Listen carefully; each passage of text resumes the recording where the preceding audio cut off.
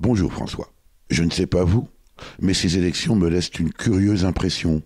Je ne vous parle pas du résultat du premier tour que, respectueux du choix des électeurs, je n'ai pas à commenter. Même si, à mes yeux, il n'offre que l'alternative consternante entre la peur instrumentalisée et un produit marketing à l'état pur. Pour la première, il faut avoir la mémoire bien courte pour ne pas se souvenir à quoi mène cette posture, surtout lorsqu'elle s'appuie sur la haine, le repli sur soi et le désarroi. Pour la seconde, à voir ce que l'industrie agrochimique est capable de faire avaler aux consommateurs, il n'est pas étonnant qu'une bonne couverture média bien orchestrée produise les mêmes effets en politique. Après tout, l'essentiel, c'est de vendre. Je n'ai pas à commenter, disais-je, et je ne commenterai donc pas. En tout cas, pas davantage. Mais quand même, François, je ne me sens pas très durablement vôtre ce matin, tant les questions d'écologie ont été absentes du débat.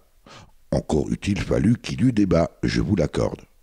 L'absence totale des grands enjeux écologiques, l'érosion de la biodiversité, la disparition des milieux naturels et le réchauffement climatique dans la campagne du premier tour et a fortiori dans les programmes des deux candidats en lice pour la magistrature suprême pourrait se contenter d'être regrettable si elle n'était dramatique.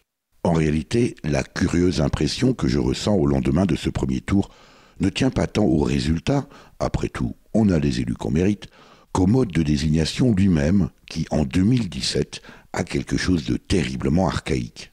Un peu comme si l'intelligence collective se réduisait à des coups de râteau dans un bac à sable. Pire, le mode de scrutin actuel désigne à l'instant T celle ou celui qui disposera des clés de la Maison France pendant 5 ans. Nous en sommes encore à la représentation nationale. Comprenez, des professionnels de la politique dont l'ambition se résume à vous convaincre à date régulière de la nécessité de les reconduire dans leurs fonctions. Là où partout fourmillent des initiatives citoyennes des plus enthousiasmantes. Cet enthousiasme qui a fait le succès rafraîchissant du film Demain de Cyril Dion et Mélanie Laurent, sorti en décembre 2015, vu en salle par plus d'1 million de spectateurs en France, distribué dans 27 pays et César 2016 du meilleur documentaire.